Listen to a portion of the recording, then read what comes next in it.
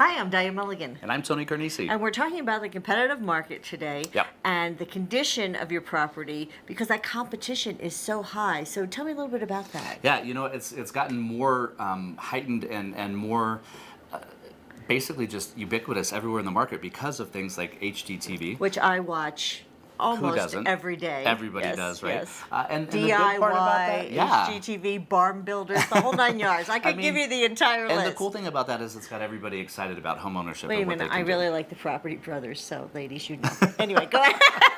That's true. They are very popular. And here's the fun part about that. It's gotten everybody excited about their property, about what they can do, how they can take care of it, how they can upgrade it. And you couple that with model homes that are in different cities and in different markets. And what's happened is all of those things have become standard. Right. What used to be, an upgrade now is standard. I mean, we had a builder here in Denver that went to everything's included, right? And in that package with that builder, when you bought that home, it was slab granite everywhere. Everything was updated and decked out. So it has elevated expectations for everybody in the market. Absolutely. And the $500,000 house is the new $750,000 house, right? Right. I mean, that price point has really gone up. Right. Yeah, and so here's the thing about that can be a challenge. What was 500 is now 750. Well, the expectation at 750 is a little bit more grand than 500, yes, it is. right? Yes. And because the market has escalated all like so quickly. granite, updated bathrooms. Yeah. I mean, when you watch these people go through on these shows, they want something that's almost brand new when they're buying a home that's been there for 20 years. Yeah, exactly. Yeah. And so what we're finding is what you can buy at 750 doesn't necessarily mean it's going to be upgraded to the low level of 750 that you thought. Right. And that's causing some frustration in the marketplace for sure. And it's also some opportunity.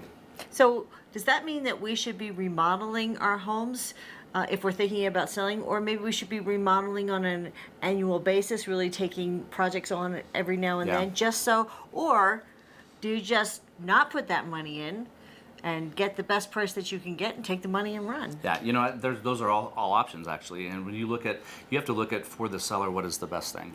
One of the challenges with doing renovations right now is, number one, if you do a renovation that's going to be on a large scale, are you going to take any of that equity away and not be able to sell the house for what you want to sell it for, based on what's sold in the neighborhood, right? Because a lot of the other ones that have sold in the neighborhood maybe were not as upgraded, so you're taking a risk there.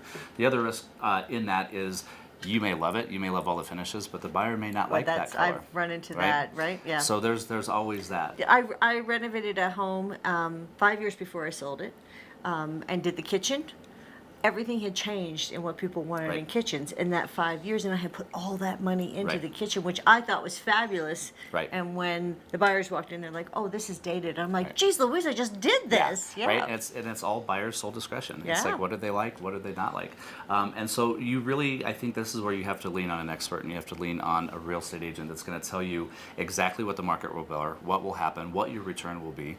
For some people, just getting it sold and being done, that's the objective. For other people, it's that highest price point that they can get and what they can walk away with. So I do believe that there's opportunity out there. I just think you have to lean on the right experts to make sure you make a good Absolutely. decision. It was a $75 change in the color of my cabinets that changed the entire impression when the buyers walked in. Right. That was all I had to do, and I was good. Yeah, and I think a lot of people think that when they have to go in and do this, that they have to gut the whole thing and they have to redo everything. I think sometimes small things go a long way, and that's where you need to lean on those experts. Absolutely, absolutely. Great information today. Thanks. Thanks. Have a wonderful day. Take care.